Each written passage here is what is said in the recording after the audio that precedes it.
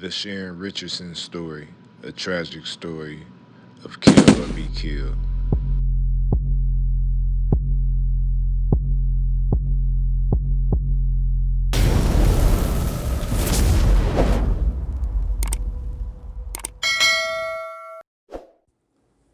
A second chance for Sharon. Sharon now works as a reentry specialist at a program named STEP to help end domestic violence. She works with formerly incarcerated women trying to get back into society. Sharon had received her bachelor's degree, and she completed 4 unit CPE clinical pastoral education while in prison. Today, she is Certified Anger Management Specialist 1, and she is training to become a Certified OWDS, Offender Workforce Development Specialist. After 20 years behind bars, Sharon has been home almost 4 years. She is definitely on the right track. This is an interview I'm reading. This is off the F.E.D.S magazine. Shout out to them. What were your charges? Murder in the second degree and conspiracy in the first degree. I am charged with conspiracy to have my abuser killed. Was he a friend? He was my boyfriend. How long did you know him?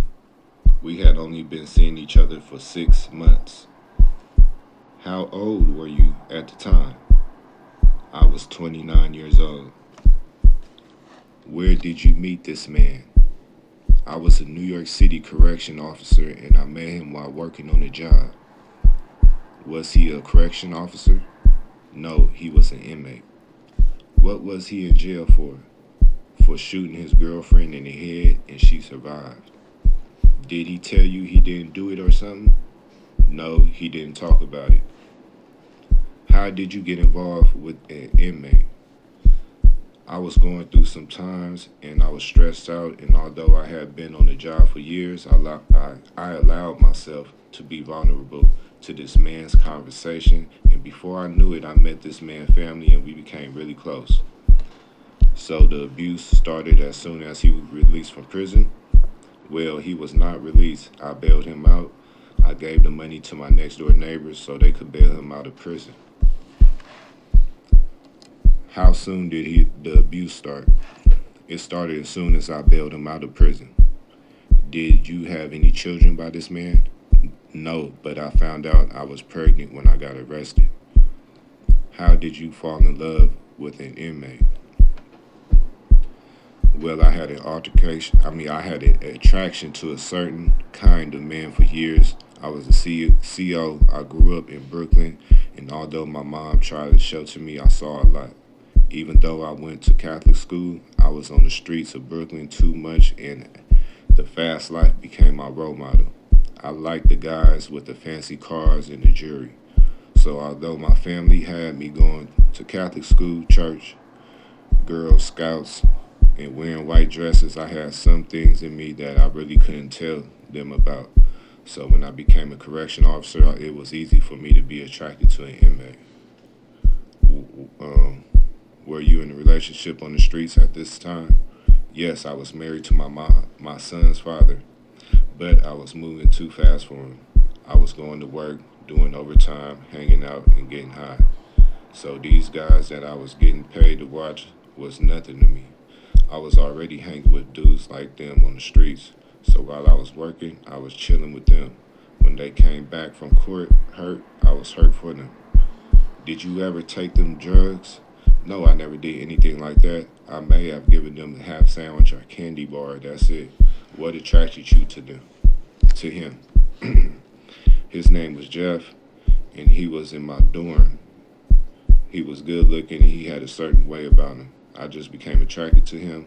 They called him Animal Jeff. He was just a beast on the streets, but he was good looking, and I thought I could handle him because I thought I had been around the work, so I bailed him out, and the abuse started that night. He beat me after the club that night.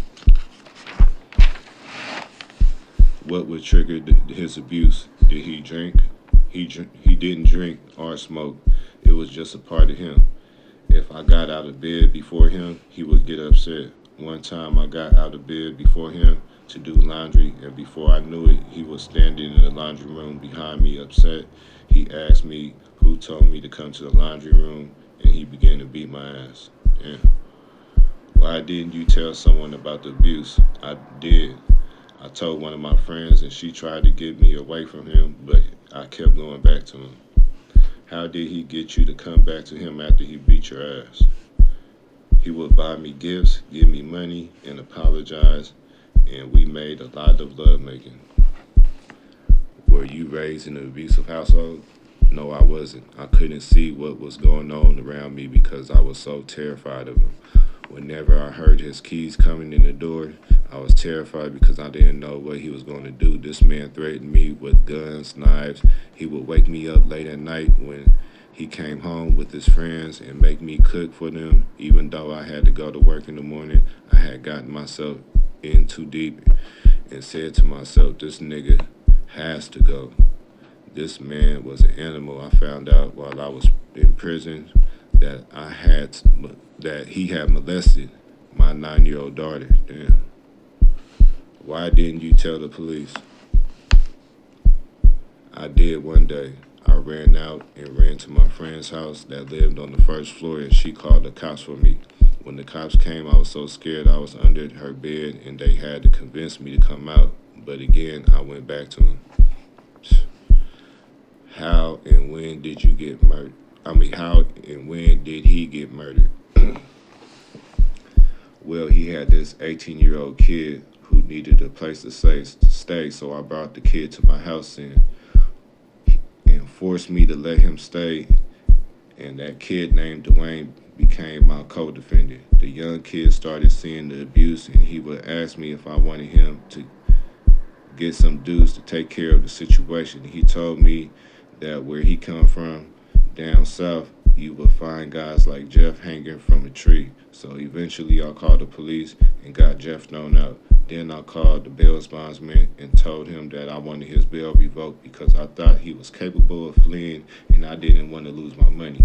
So the bail bondsman told me that I had to get him back to my house so they could come and pick him up because they didn't know where he was. So I convinced Jeff to come back to my house, and that night that he comes to my house, my co-defendant had gotten some dudes, brought them to my house to kill Jeff.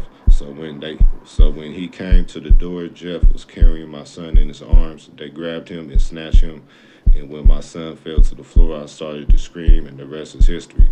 So to the courts, it looked like I brought him to my house so they could kill him. How did they kill him?